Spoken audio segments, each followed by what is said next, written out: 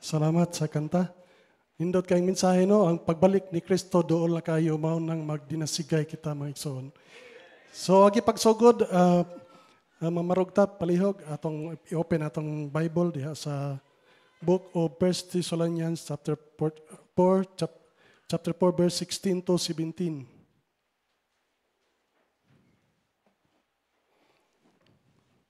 So ako lang basahon sa Bisaya. Ingon siya sa 16. Kaya ang Ginoo mismo mikanaog gikan sa langit uban sa usa ka singgit uban sa tingog sa arkanghel ug uban sa trompeta sa Dios ug ang mga nangamatay diha ni Kristo mobangon pag-una. Unya kita nga mga buhi ug nagpabilin pagasakgawon pagtingob uban kaniya diha sa kapanganuran sa pagtagbo sa Ginoo diha sa kahanginan ug sa ingon kita sa kanunay makig-uban sa Ginoo. Magampo ta kanimamahan, salamat ning laing adlaw sa mga kinabuhi, Lord. Salamat usab sa kagayunan nga dinas. Imo na sang gigamit ang pus nga lagad, Lord, bisan pa usab sa pagbahin-bahin sa mga pulong, Lord. Tagay ko kaalam, Lord, sahid ko nga wala ko'y mahimo kung wala ikaw, Lord. Mo ang ikaw gyud ang masintro sa among panagtigom og sa pagsimba diha sa imong ngalan, Lord. Sahid ko nga wala kung mahimo ko wala ikaw. Talaygon ko lang pasalamatan. In Jesus' name I pray. Amen. So kung makita ta sa verse nga itong gibasa, no, makarelita sa kanta ni tatay ganina. So, ang pagbalik sa Ginoo.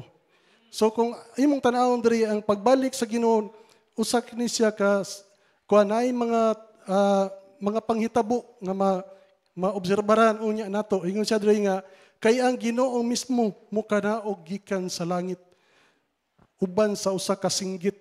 So kini nani siya term ani nato nga gigamit. Kung matanaw mo dahil sa kilid, dahil kuhan diha, no, kanang timeline of the end times. So, kini siya, mo na gitawag na ito og rapture. Kini nga panghitabo. Mo na siya murag first step ba? First step. Nga diin, pagbalik sa Ginoo, mo ay sinugdanan sa tanan. Kay matod pa na ay 5 ka mga butang nga mahitabo niya sa kalibutan, no, sa panahon sa pagbalik sa Ginoo. Ang primero, mao ni siya ang Ginoo mo kayab gikan sa langit, mo na gitawag na itong rapture, wherein all the believers will be taken.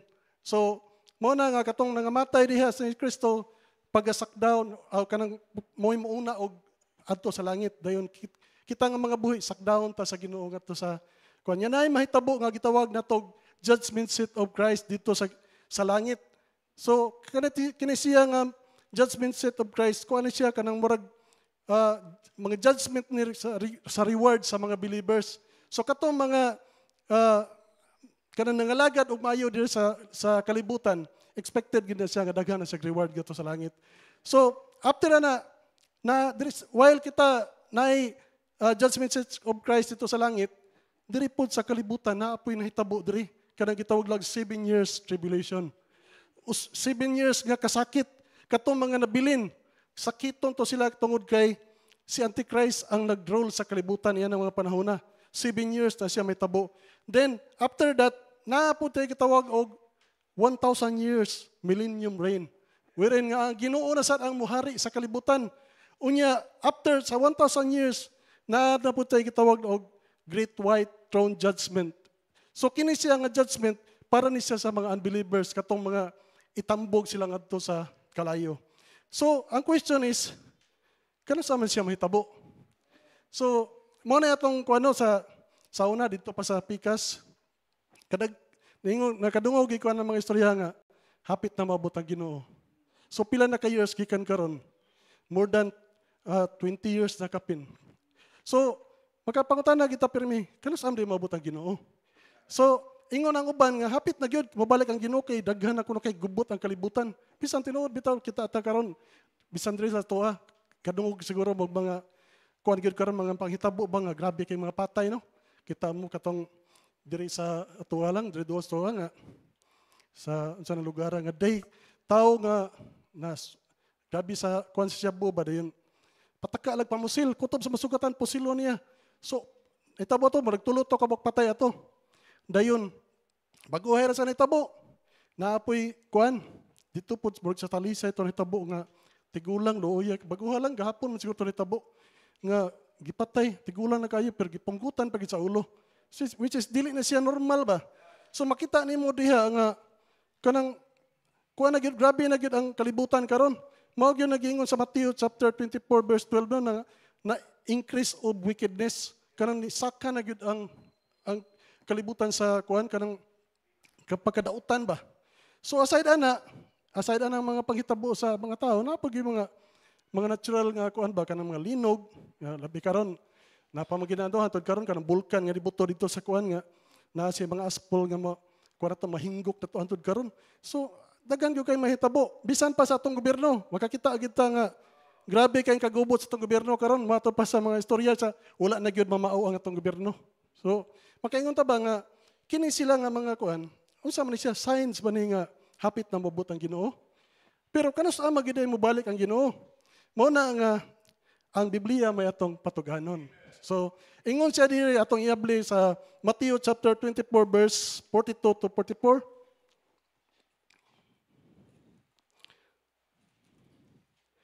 Ingon siya diha nga sa chapter 24 verse 42, ingon siya, "What's therefore for ye know not what hour your Lord that come. But know this, that if the good man of the house had known what's the thief would come, he would have watched and would not have suffered his house to be broken up."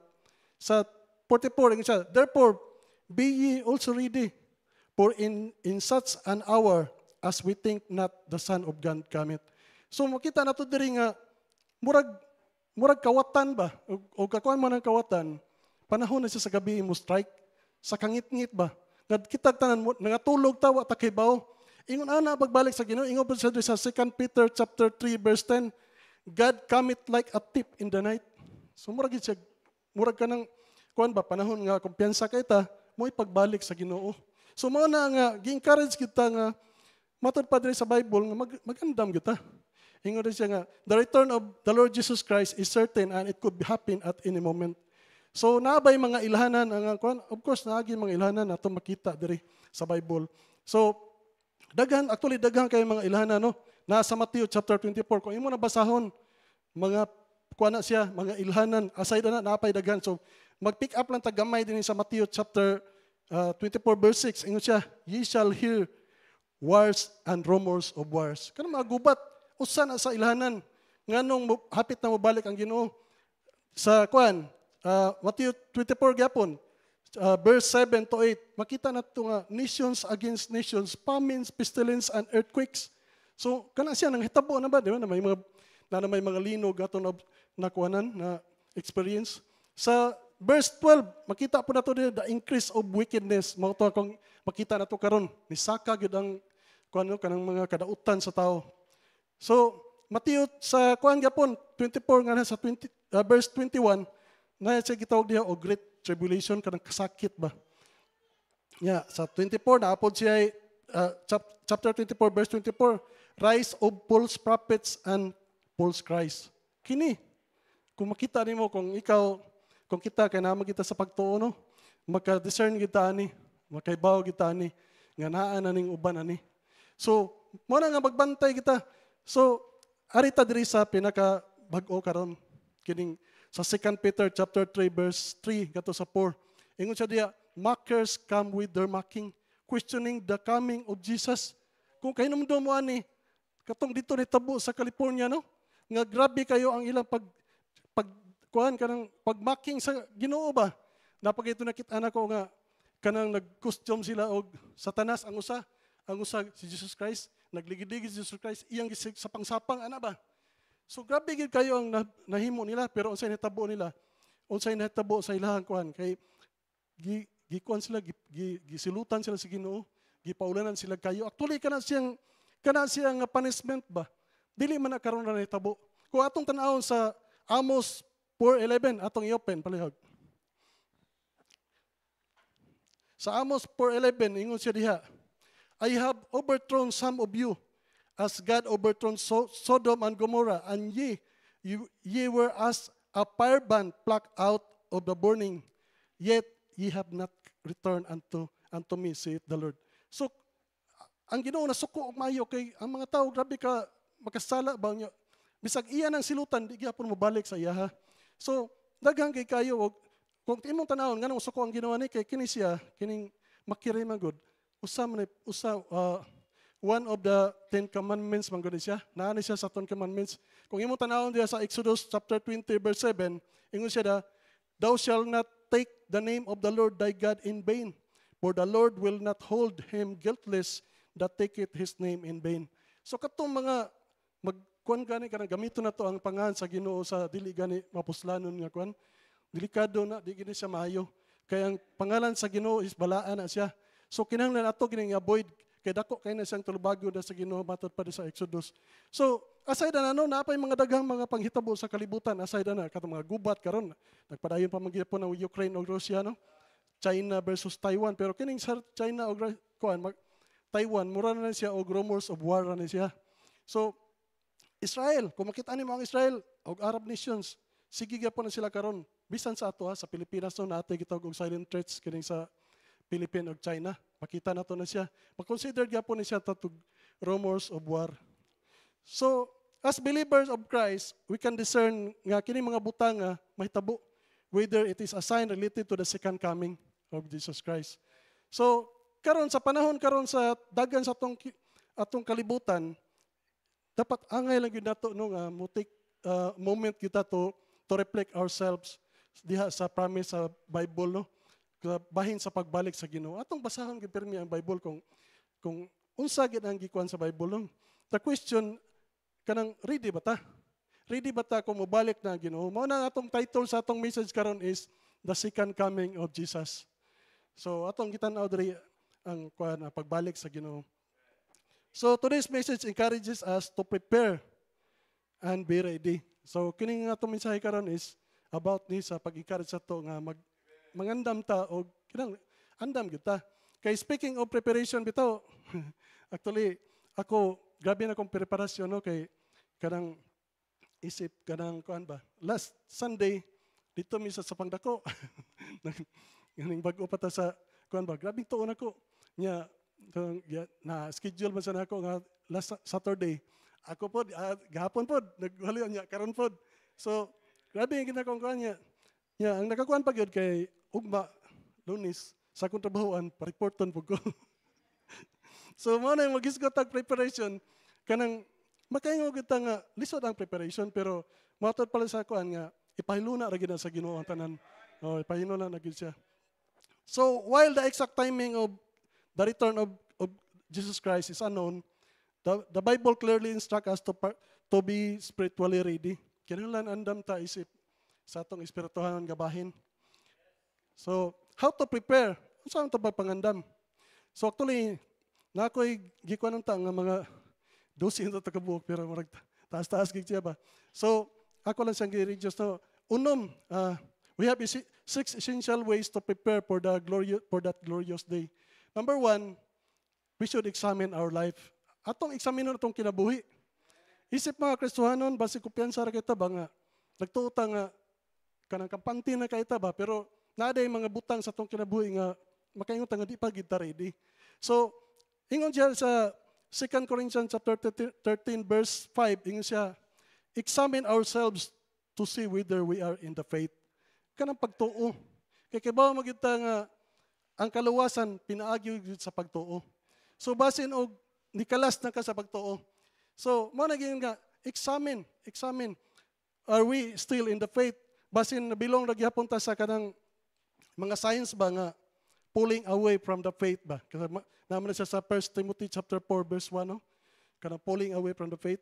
So how to examine our life? So number 1, we should take time to examine on our actions sa atong mga gipangbuhat. Kaya atong gipangbuhat, is it pleasing unto God? Kanang makapahimaya pa ba ni sa Ginoo atong gipangbuhat? Basin og tao ra atong napahimaya ba? So atong tanawon, ikaduha, kanang is it our actions a good testimony to others? Kanang makita ba nila ang kalainan diha sa imuha kay kita ang atong masilingan labi na sa muha na daghang silingan. Magtan-aw pod ben na sa amoa pod og kanang unsay among gipangbuhat labi nag kanang kuan labi nag Domingo. Makabantay gid sila nga manimba mi Merkulis ana. So with that makita nato diha nga lahi kita sa uban no sa mga kuan. So, mo na itong tanawon. Mo na itong i-check sa atong kuan, murag basic lagi kay na siya, pero so dapat kuan kita kanang number one gyud nga pleasing ba sa Ginoo atong gipangbuhat, or ang atong gibuhat is a good testimony to others ba, basig makaingon sila nga baptist man sila pero kanang kusog man kayo magkuan marites. Ano ba? So kinahanglan lahi ta para nila. So ikaduha, we should take time to examine our thoughts sa atong mga panghuna-huna. So, is it our thoughts full of heavenly wisdom? Kanang kaalam gikan sa langit ba? Kay kita, labi na kita, manarbaho ta, focus kita sa sa mga kalibutanon nga mga kaalam ra ba? Giniglek na to nga naapa day mga butang nga dapat to hibawan sa kanang tuas ibabaw ba mga langit nun nga mga bahin ba, which is kinahanglan nato makatunan. Kaya ako sa tinunay lang bitaw, bag-ura magyud ko nakat-on pugid sa sa Bible, no? Pasalamat ko na balhin po ko diri, no, kay sa una gito wagi ko knowledge gyud sa tinunay lang kanang matud pa ila PPP ra gyud ko ba kana pungko pasinaw pauli ana ra gyud ko ba. So katong time nga diri nako kaloy sa Ginoo, grasya ra gyud sa Ginoo nga na-encourage ko sa pagtuon. In spite nga busy kayo akong trabaho, pero na-encourage gyud ko ba. So nagi something ba nga naka-ignite ba. So diha sa atong panghunahuna dapat full of wisdom ta diha sa Ginoo. Otherwise, kung kulang man gani, atong basahon ang James chapter 1 verse 5. Ingon siya diha, James chapter 1 verse 5, ingon siya diha nga, if any of you lack wisdom, let him ask of God, that giveth all men liberally and upbraideth not, and it shall be given unto you. So, atong pangayoon, kung kulang magani, kung kanang wala kita ng mga kaalama, atong pangayoon sa Ginoo. Ikatulo, let's take time to examine our heart's intention. Intention sa atong kasing-kasing. Kay matud pa nila, the heart is deceitful above all things kuno. Kanang makasala agad ang atong kasing-kasing ba. So, mo na nga we should be lovers of God rather than lovers of pleasure. Ato tan-awon ang atong kasing-kasing, kinahanglan dili ta ma-divert sa mga pleasure diri sa kalibutan. Atong ipasulod gyud permi ang Ginoo. Matod gingon ni Brad Bernabe ganina nga balance ba? Balance. Naaman ta sa kalibutan, di man kita ma-perfect. Kaya naman ta sa kalibutan. Pero at least man lang balance ta ba nga kalibutan Ginoo. Ana ba? So kay dili man sad ta pareha gud ng kuan bugnaw o init. Kung pili ka sa init, init po kayo. Kung mapili po ka sa bugnaw, bugnaw po kayo. Ana kasi in between para dili po kayo bugnaw, di po kayo init. So nga na ba? Dapat ang Ginoo taga na tog priority nga pud usahay nga. Imagine nimo nang pila ka kaadlaw tuwa sa kalibutan sa labi na sa pagtrabaho, no?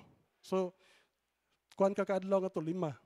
Nya pila ra ka adlaw nga naa ka sa simbahan. So dili balance do, pero mo na nga kinahanglan nimo siya kuan nimo compensate ba. So God knows our heart intentions by our fruits. Makita na to sa atong mga bunga, no? Our fruits is the manifestation of our hearts. The Bible says that ye shall know by their fruits. So naanas Bible, naay sayings po na ingon nga, tell me who your friends are and I tell you who you are. So, diha pa napita, makita na ka, kuha man ni siya, ingani man yung mga amigo. So, ingana, mo na siya ang mga timailan sa mga kung saan naasin mong kasing-kasing. Kaya na po na yung mga istoryahan po ngayon nga, birds with the same feather flock together man siya. So, mo na nga, makita gina ang usay sulod sa imong kasing-kasing sa imo pa lang mga outside nimo nga mga buhat. So, self-examination enable us to identify areas requiring change and foster a humble spirit. So, artas ikaduha, study the Word of God. Mao ni siya, no? Mao na itong buhato, no? Aside from examining ourselves, atong magbasa ta sa Bible, atong tun-an. Ingon siya sa 2 Timothy chapter 2 verse 15, ingon siya, study to show thyself approved unto God and a workman that needeth not to be ashamed, rightly dividing the word of truth. So the Bible is our guide. Ingon man siya sa Psalms 119 verse 105, said, thy word is a lamp unto my feet and a light unto my path. So it is our guide, ang Bible, guide na nato. It is also our standards in understanding the God's will, and it is essential for the preparation for the second coming of the Lord. That's why we need to study the Word of God. So kinahanglan nato mag-study gyud ta kay naa nato makit-an diha ang mga langit ng butang nga di nato kuan dinhi ba ma-emphasize og mayo din sa kalibutan. So studying the Word of God equips us with number one, the Word of God, of course, the Word of truth. So the Word of truth protects us from the deceiving lies of the enemies. So parehara gud na kanang abogado, kung makasugat kag abogado, unya ilaron ka sa abogado kay sweeto lagi ang abogado o kanang mga balaod niya ikaw kita wa mo kita masweeto ng balaod. So pwede ra kita giingon nga ikaw bay pwede ta ka papriso karon dayon kay siga katutok nako. Kuan ka kanang according sa article kuan pwede ka prison karon dayon. So wagi kay kalibutan mo nagingon nga kanang mga deceiving lies ba kanang mga bakak mga wa ka makibaw ba kung tinuod ba sagdi tungod kay wala man ka mag-study wala ka kibaw mo nang madala ka dili lang sa dili lang sa mga abogado or lapi na sa ato sa mga spiritual nga bahin. Daghan na kayo ron ang kuan sa kalibutan nga na sila mga deceiving lies nga lain-lain ng mga doktrina, lain-lain mga pamaagi sa kuan which is kung di ka mahibaw sa pulong sa Ginoo, ma-deceive ka or madalag yung kanila. So careful gi kana. So it is essential to know that the truth about the Lord Jesus Christ, the truth about the love of God. So the truth about heaven and the truth about hell. So diha daghang kay mga truth nga mention sa Bible no pero kinilang mga importante atong ikuan. Ikaduha kaning studying the Word of God equips us with godly wisdom. Kining kaalam kay kining atong kaalam nga tawhanon wa ra magid ni siya. Mo na kinahanglan kita godly wisdom sa panahon sa atong mga desisyon nga atong buhaton ato nang ipangayuan ngadto sa Ginoo nga mo kay mga desisyon nato nga nagtuo tag sakto pero at the end ay sayop day nagtulimbang day kadto sa unahan. So mo na nga kinahanglan ingon siya sa Proverbs chapter 2 verse 6 ingon siya diha nga God giveth wisdom to those who ask for it. So pangayoon ta na sa Ginoo ang wisdom. Dili na ingon nga ato na mangkon dito. Ato na pangayoon sa iya. The godly wisdom enable us to understand the godly things. So aritas number 3 kay studying the Word of God equips us with spiritual guidance. Kining giya gikan sa Ginoo no. God directs our path if we acknowledge Him. So kung mo-acknowledge ka sa Ginoo, siya mo giya nimo. So in our daily lives, studying the Word of God helps us to recognize the sign of His return. So naa nito makit-an diri sa Bible no, ang pagbalik sa Ginoo. Mo nang kinahanglan kita mag-study ani. Having wisdom from God, we can discern between good and bad. So kung nakay wisdom ana sa parte ana, makaibaw gyud ka kung kanang nga butang nga imong sudlan, maayo ba na siya og dili. Otherwise, masugamak gyud ka. So mao na siya. It is also essential for the preparation for the second coming of God. Kining atong kuan spiritual guidance. So number 3 ta. Unsa may number 3 sa kuan? Siya diri nga live with purpose. Magpuyo ta nga naay purpose kay sa dito bitaw sa trabahoan kanang makita gid nimo no kanang mga unbeliever ba nga kanang murag kampante ra gid sila ilang kinabuhi ba nga trabaho uli balay trabaho sweldo lakaw murag cycle na gid ba pero wa sila kibaw kung nabagi purpose ang kinabuhi nga na ra bagid ay atong kinabuhi sa diri sa kalibutan nga trabaho lang ta nabuhi ta sa kalibutan trabaho ta nya kahuman hindi kahuman atong mga anak atong padak-on kahuman patay na ta. Porque ano na ba? Walay purpose ba? So, ingon siya diri sa Colossians chapter 3 verse 23, ingon siya, and whosoever you do it, and whatsoever you do it heartily as to the Lord and not unto men. So, usa na siya sa kuano sa kanang nato nga live with a purpose. Kinahanglan ang atong tanan nga magipangbuhat heartily diha sa Ginoo. Dili kay heartily nga to sa atong mga boss, ana ba? So every day should live within the purpose of God.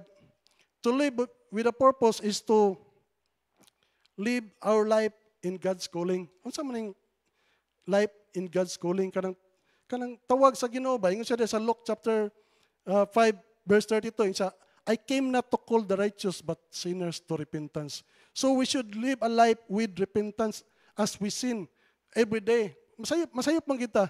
So kinahanglan kita ato na siyang kuan ba ikinabuhi ba nga mapangayoon tag pasaylo diya sa Ginoo. Every time nga masayop ta, bisan sa pulong, bisan sa buhat, mga kita pasaylo kay mao man ay gitawag sa Ginoo sa tuwa nga repentance. Otherwise dili ta kuan, dili ta ingon siya I came not to call the righteous. Otherwise righteous gyud ka kung dili ka mo repent. So mao nang ningari ang Ginoo tungod kay hibaw man siya nga kitang tanan dili ta righteous. Mao nang ningari siya para kita tanan malimpyo at ihapit pinagi sa pagrepent sa atong mga sala. So, human as we are, no, makasala kita. For us to be holy and acceptable to God, so kinahanglan tag repentance. Living, ingon siya sa Romans chapter 12 verse 1, siya, living holy and acceptable unto God. So, number 2, to live our ways in God's will. Ang atong mga pamaagi kinahanglan nahisubay diha sa kabubuton sa Ginoo. Kaya ingon man diha sa Romans chapter 12 verse 2, be not conformed in this world. Do what is good and acceptable and perfect will of God. So unsa may will sa Ginoo sa tuwa? Unsa may kabubuton sa Ginoo diha sa tuwa?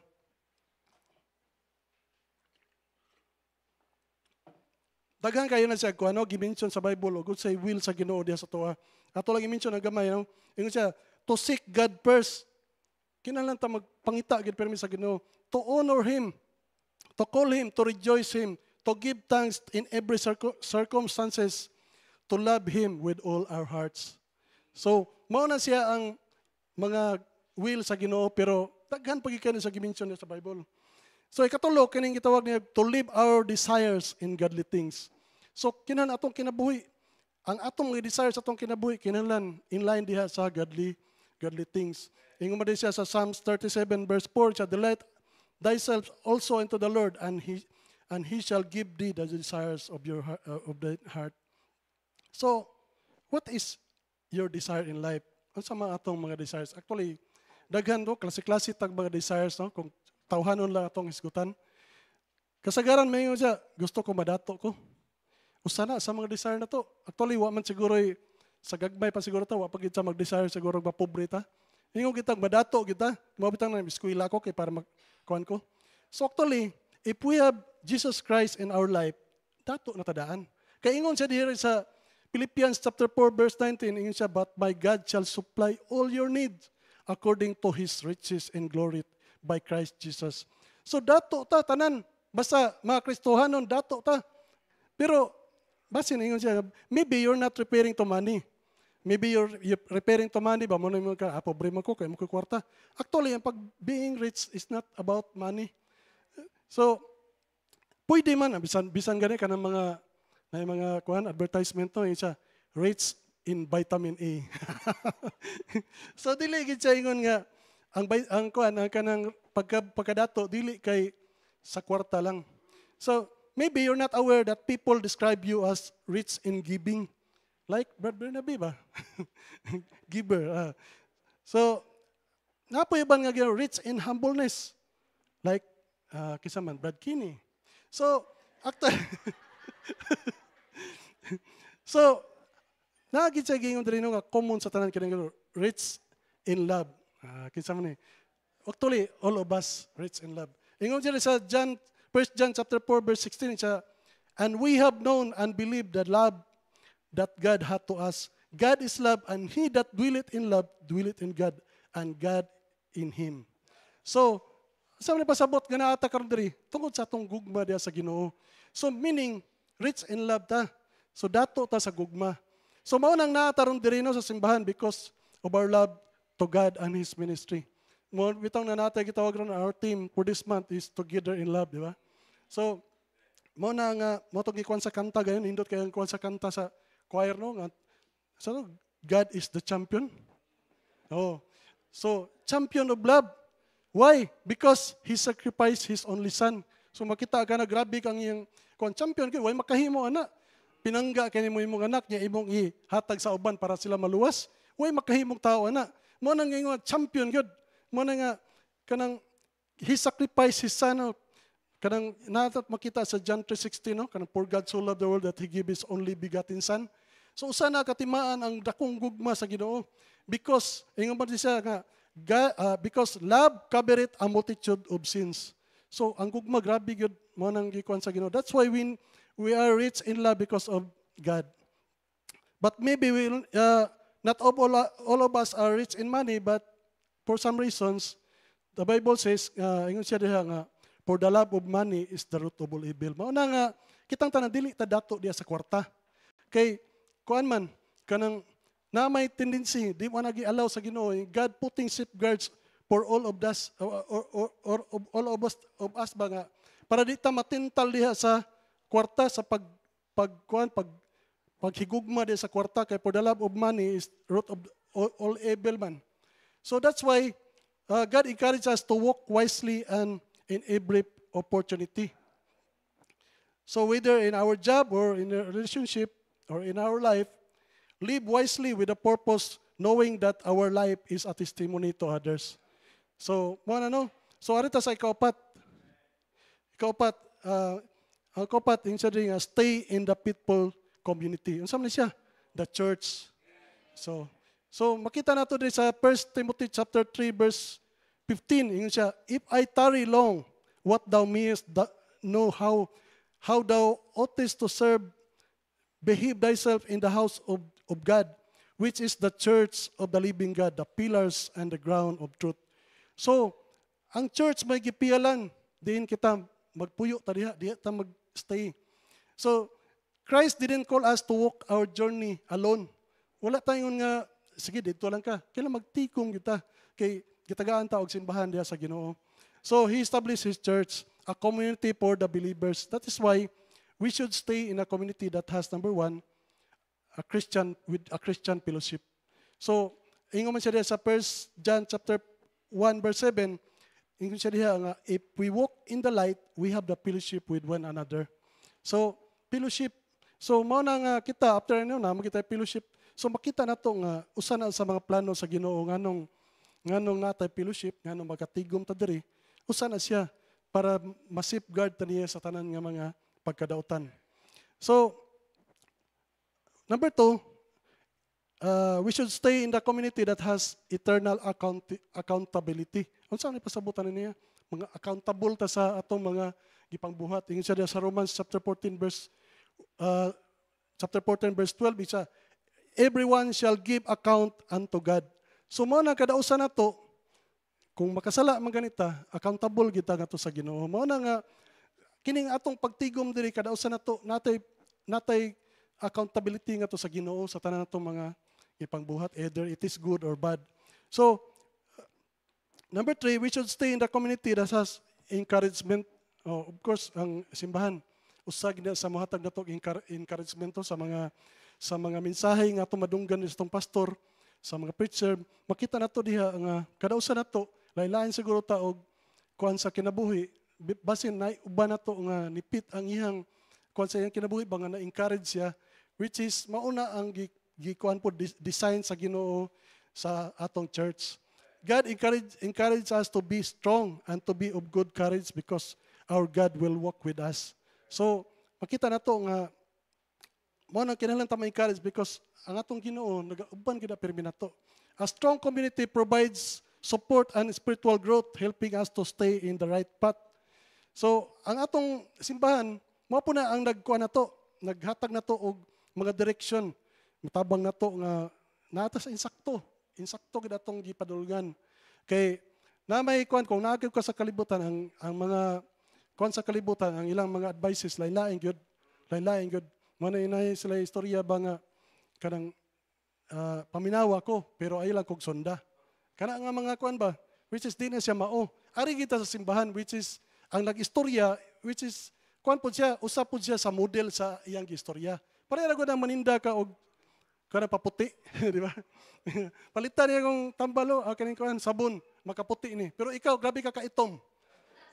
Do you think kana imo palit ni mo na? So ingana ba? So mo na ang simbahan, gidesign na siya nga naato diri para makuan kita, mag-guide kita diha sa kabuton sa Ginoo. Number 5, insa diri, be holy in our conduct. Holiness is not an option but it is a command. Dili ni siya ingon nga, kuan ako, kay kuan luwas na bitaw ko. Pero ang tinuod na it is a command sa Ginoo. Ingon siya sa 1 Peter chapter 1 verse 15, ingon siya, but just as He who have called you is holy, so be holy in all you do. For it is written, be holy because I am holy. So, commandment sa Ginoo. Dili bot pasabot nga luwas na ta, magpasagad na lang po ta. Tungod kay ang Ginoo, holy man siya, we should walk as holy as diha sa Ginoo. So, we are commanded to behave like being set apart for God. It is number one. No? We behave as we being set apart for God. Kanang murag mga nilain ta ba? Ingon siya sa Psalms chapter 4 verse 3, sa God set apart him that is godly, selected or separated. People of God. So, let us learn to behave differently from the world. Dili kanang pareha nang magpataka lang ba, wild na kayo ba? So, careful tana. So we are commanded to walk as holy. So we behave, number 2, we behave as a reflection of Christ's holiness. So kung magpataka lang magud ta og kuan, may tagluwas ta nya pagkahuman makit-an ta nila nga kanang kuan ta, kanang lahi ang imong testimony ba, nagbarag-barag na ka naglakaw kay hubog day kay ka. Makuan pod, maapektuhan pod ang testimony sa Ginoo. Kay ingon man siya diha nga kanang be holy because I am holy. Mao nay command sa Ginoo sa tuwa. Ingon siya diha sa Ephesians chapter 4 verse 32, ingon siya, be kind and tender-hearted, forgiving one another as Christ forgive us. So fostering life that Jesus is the model. Mao na nga kinahanglan atong sundon ang Ginoo as our model, to be kind, humble and be patient.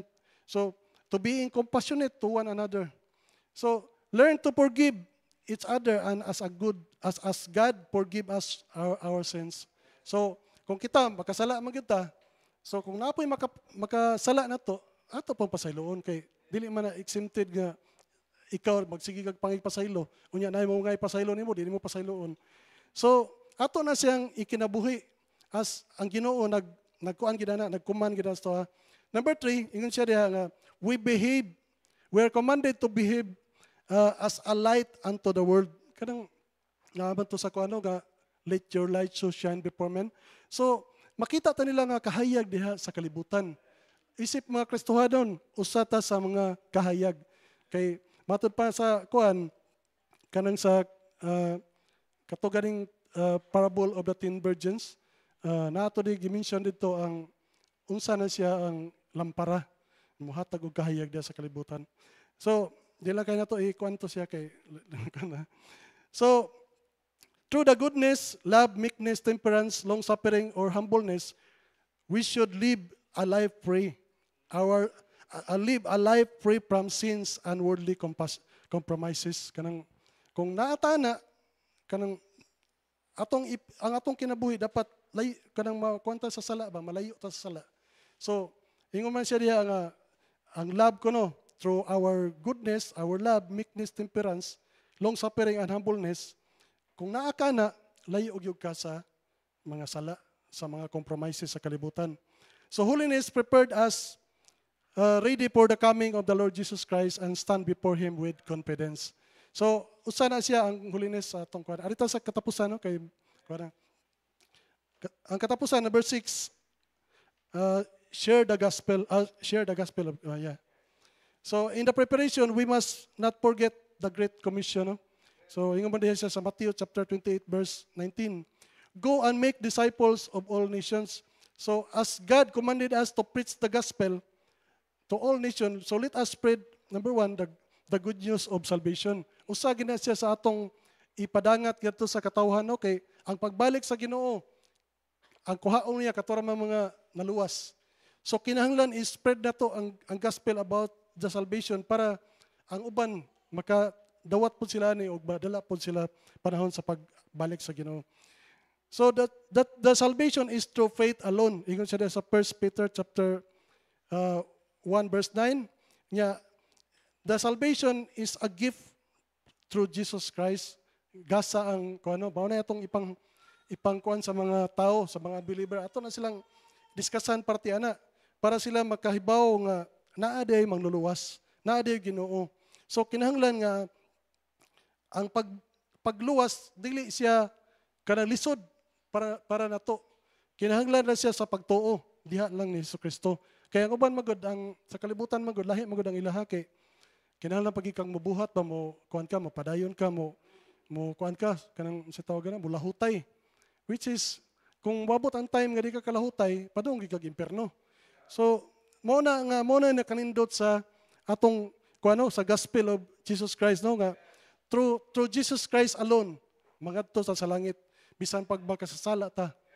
So mo na usa sa atong i-spread. Number 2, atong i-spread ang consequence of sin. Atong i-spread. Ingon siya sa Romans 6:23 that the wages of sin is death. So atong pahibawon sila na nga dili ta magpakasala kay naay kuan na niya, naay consequences sa atong mga kuan bisan sa una gani katong bata pa ta, masayop ta, bunalan man sa atong papa. So ingani pod ang atong sala diha sa Ginoo. Kanang naay consequences. Mao nang atong ipadayag sa ilaha nga ang sala naay bayad, naay consequence that the soul that sin it shall die. So ingana pod ato po nang ipadayag sila that sin has eternal punishment in hell. Ingon siya sa Ezekiel chapter 18 verse 4. So naay siya punishment eternal kanang wala nay katapusan. So let us spread, number 3, let us spread the truth about the coming judgment. So kini parantig kay ni siya kay atang hisgot matag kanang pagbalik sa Ginoo na may judgment kay may tabo. So ato po ni siyang i-discuss sa mga tao about the judgment set of Christ.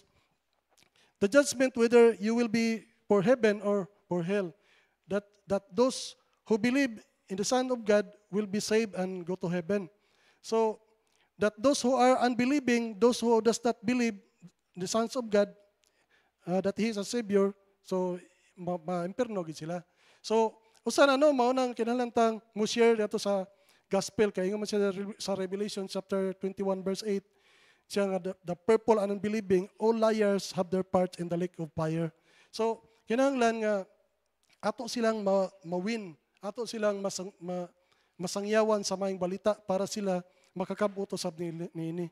As a Christ believer, it is our duty to win others to be aware and be saved and prepared for the second coming of the Lord Jesus Christ. So evangelism is not just for our pastor or for the missionaries. It is a call. It is the call for every believer. Kita giluwas man ta sa Ginoo. So usa sa atong mga duty pod ang pag-share pod sa gospel para pod sila ang nga atong madawatan pod sa uban. So as we prepare for the second coming of the Lord Jesus Christ, we must ensure that others also have the opportunity to hear and respond to the message of salvation.